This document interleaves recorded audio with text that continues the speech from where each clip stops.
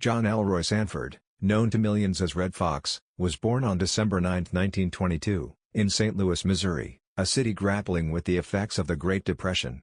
His upbringing was far from glamorous, and the future comedic legend was shaped by the grit and grind of a world that seemed designed to break those at the bottom.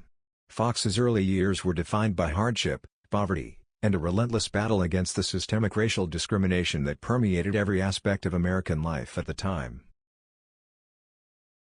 Foxx was the younger of two brothers raised by their mother, Mary Hughes, after their father, Fred Sanford, abandoned the family when Foxx was just 4 years old. This abandonment left a deep scar on young John, and the absence of a father figure would haunt him throughout his life. It is perhaps no coincidence that the character for which he would later become world famous, Fred G. Sanford, shared the name of the man who had walked out on him so many years earlier. For Foxx, naming his iconic character after his father was both a form of catharsis and a way to reclaim and redefine the narrative of his life. Growing up in a poor black neighborhood, Foxx was no stranger to the struggles that came with being part of a marginalized community. He witnessed firsthand the impact of segregation, economic disenfranchisement, and the daily indignities faced by African Americans in a deeply divided society. But rather than succumb to despair, Foxx found solace in humor. Comedy became his refuge, a tool he used to cope with the harsh realities of his environment.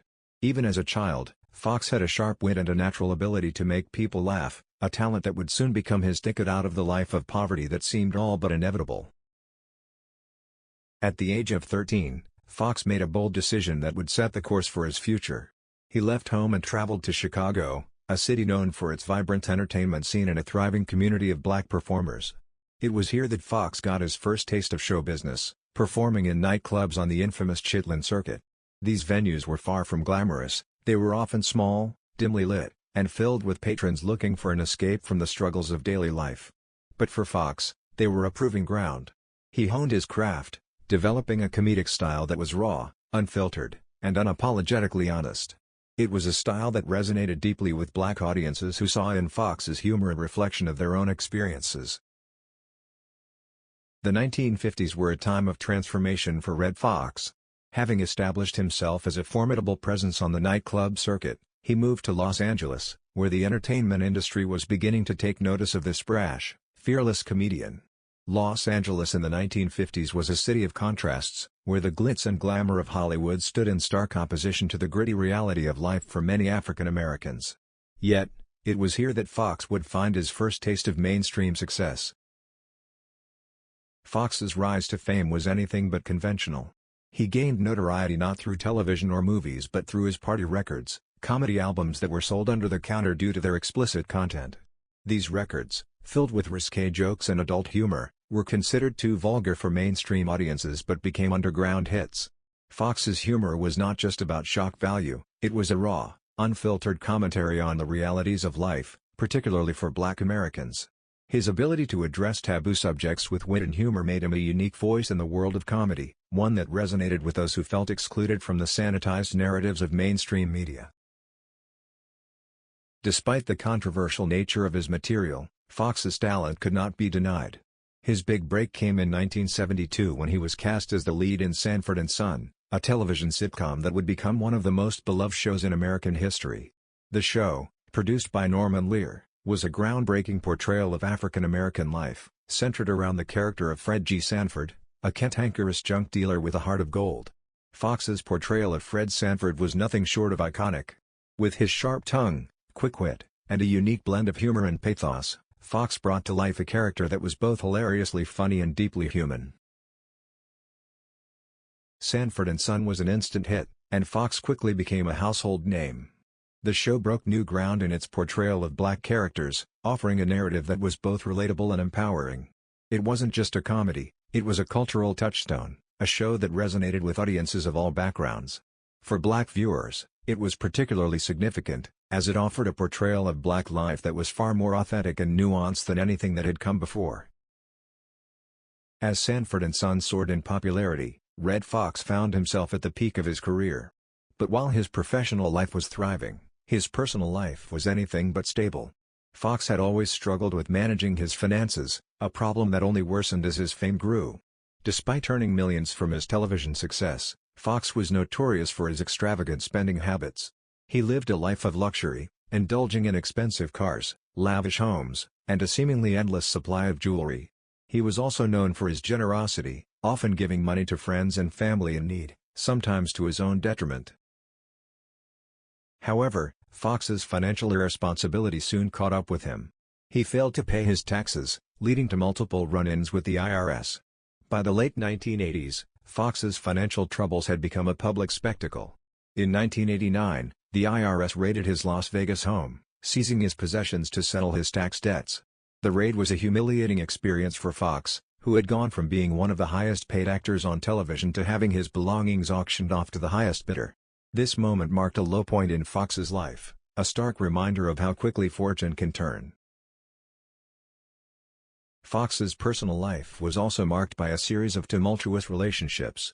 He was married 4 times, and each marriage ended in divorce. His relationships were often plagued by infidelity, jealousy, and financial disputes. Despite these personal challenges, Foxx remained a beloved figure in the entertainment industry.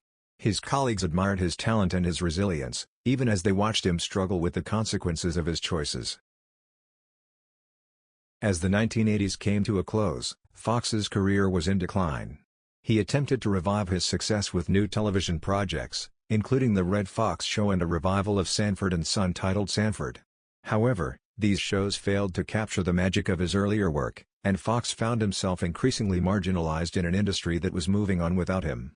The rise of new comedic talents and changing tastes in television further contributed to his professional decline.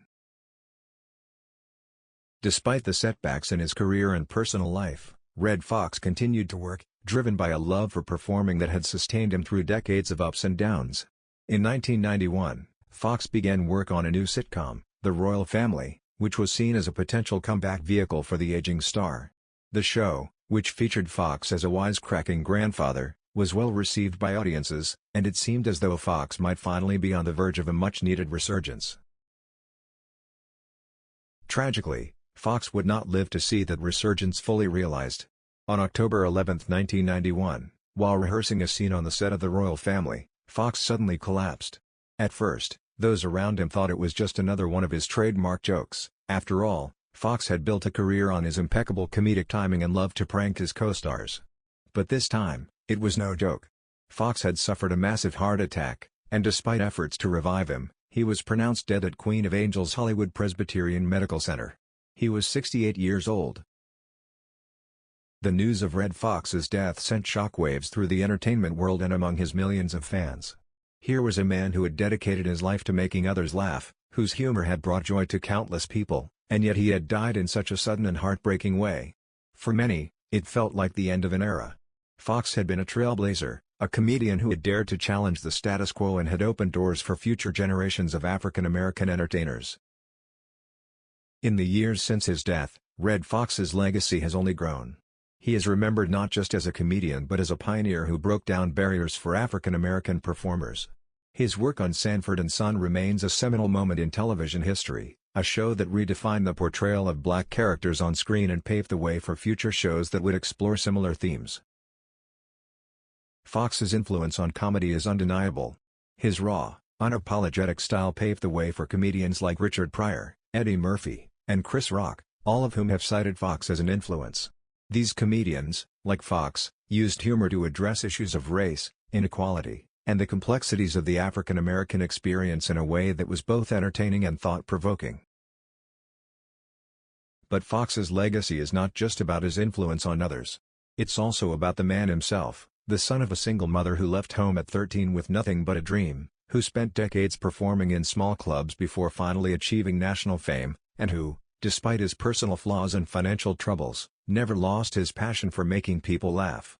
Foxx's life was a testament to the power of perseverance, the importance of staying true to oneself, and the impact that one person can have on the world through the simple act of telling a joke.